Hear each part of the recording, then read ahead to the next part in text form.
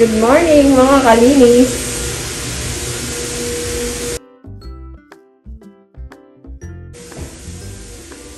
Ngayon ay nandito po tayo sa men's washroom. So, ang gagawin po namin is mag-push brush ng floors para hindi siya para ma-maintain yung cleanliness at hindi bumaho. Although nililinis namin siya, pero kailangan pa rin siyang gamitan ng machine para kasi may mga stain. Yan, mga itim-itim. So, ito yung gamit namin. Ito yung machine nila. Ito yung nilinis namin dati. Ito yung mukhang 1970s pa, pero kahit naman na yung motor.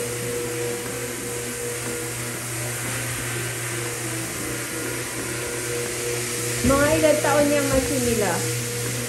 Puro 80s pa pa. Early 80s. Yan din yung machine na nilinis ko. In-upload ko din sa video. So, ayun. Maganda-ganda ng Iba yung texture ng tiles nito. Kaya kung makikita nyo may mga dark spot. Textured kasi yung ano niya. Makikita nyo rito. May mga groove. Ngayon, kung dito titingnan nyo, ayan o, may mga itim-itim na nagbi-build up na. Pero pag nakita nyo rito, wala. Yan ang kailangan natin malinis. Ito, tatanggalin natin yung mga yan itim-itim. Madali kasi siyang kapitan ng dumi, di ba? Textured kasi yung ano tayo. Magapang, may mga butas-butas. Para lang sleep. Kasi itong styles nila, 80s pa eh. Hindi, pinagla ito para hindi madulas. Okay. Kaya may bako-bako. Tama ka, 80s pa eh. So, hindi din, 80s eh. 1980s din yun. 1980s.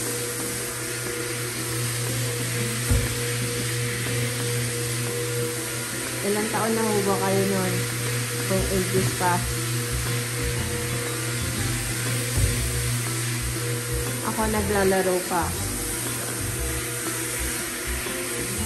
Naglalaro pa sa kalye kasama yung mga kalaro. Wala pa ako. Wala pa ako.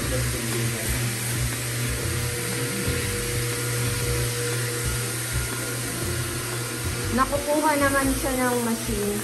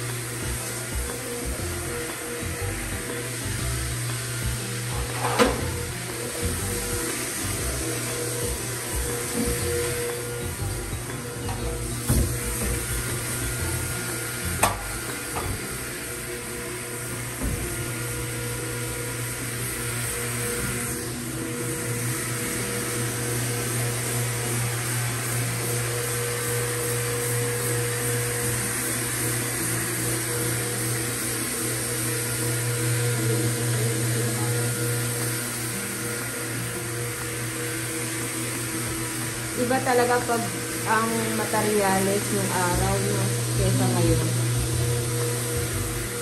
Nag-legal, walang kahit yung matin, kahit yung travel ka, hindi na wala balanse eh.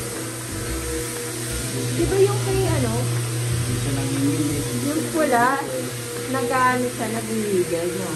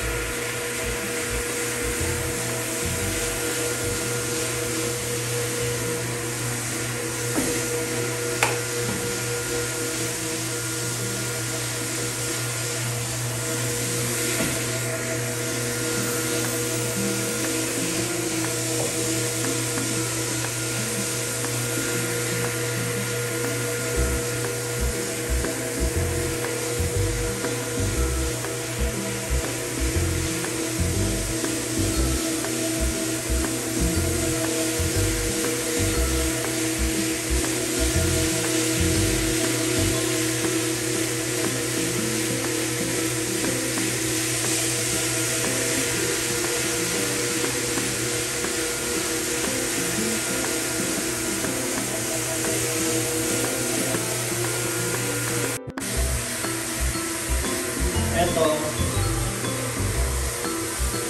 pag gumagamit kayo, kailangan nasa waistline yung handle para balance siya.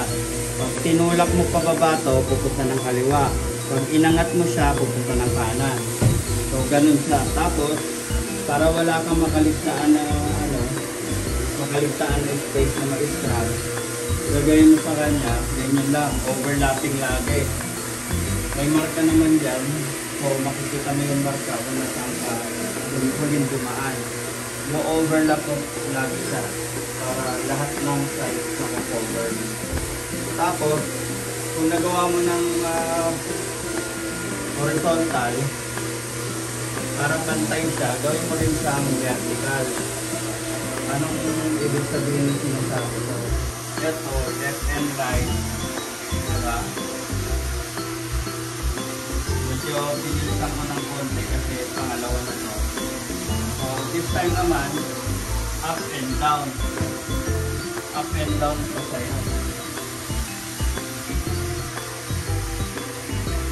Ganun yan, overlapping. Overlapping pa rin. Ngayon, kung hindi balance yung pagkagawa mo sa sa handle mo, hindi mo makokontrol ito na maayos.